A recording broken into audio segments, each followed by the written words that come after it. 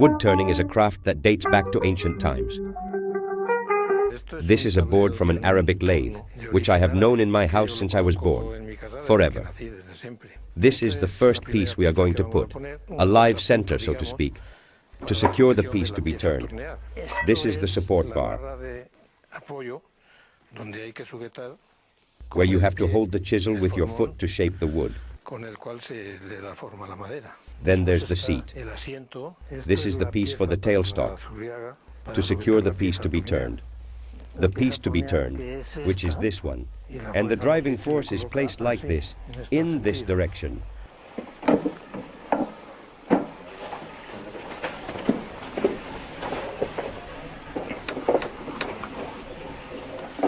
This small pedal serves to hold the fixed point with the piece to be turned and to hold the foot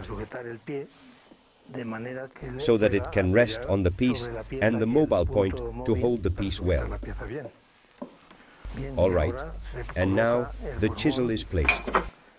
With the big toe of the right foot, the chisel is always held in a position with the appropriate cut toward the wood. Of course, you have to pull the cut. Pull it up here where it's easiest.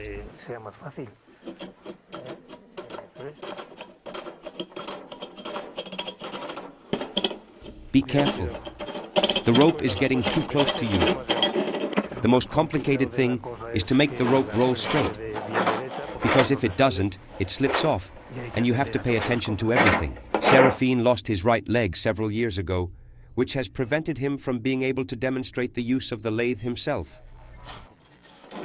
The best wood for this is bow wood, because it is very hard, it has a very fine grain, and therefore, unlike other woods that splinter when the chisel is inserted, this one doesn't. It's very hard, but it doesn't splinter.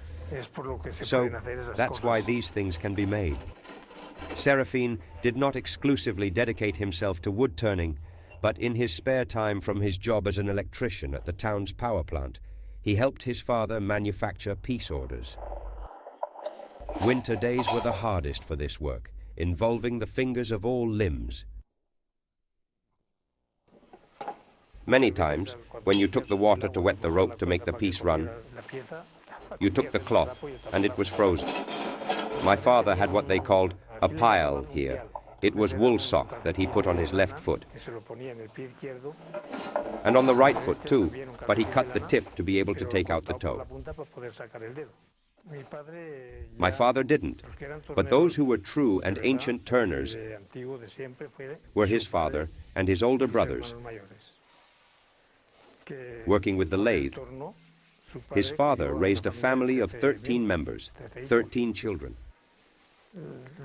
The eldest learned to turn well, and my father, who was the youngest, defended himself by making things here. Knife handles for the knife maker, handles for a horero from Giganta, patch to repair the boots that broke, for the neck traps for horses. Well, whatever was breaking and was round, they took it to my father, and he did the best he could. Then, once my father died, I tried and learned. I learned a little to handle it quite well, and I kept making the knives and all that. But this didn't provide enough to eat by any means.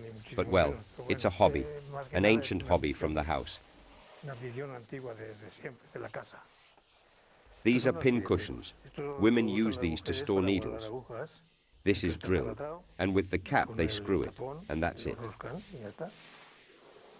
This loose little ring it has here, if it weren't for the eye wood, this couldn't be removed. The wood wouldn't allow it. These are bobbins. A bobbin lace maker from Zaragoza that my daughter knew gave her a collection for me to make them, make her the same ones, and I made more. I made up to 14 or 15. Yes, this very thin thing is the complicated part. It's not easy to take this very thin part out, because this part is strong, but this would break easily. That's the good thing about this wood, that it allows for these things. And this is a darning egg. Now stockings are no longer darned, but back then they were.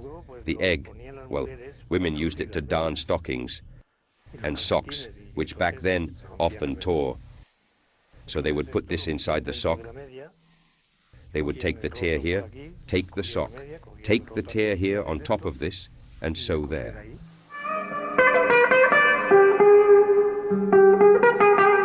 Although over time, treadle lathes appeared, driven by foot movement, widely used by chair makers in their work, Seraphine's father continued to work with his old Arabic lathe.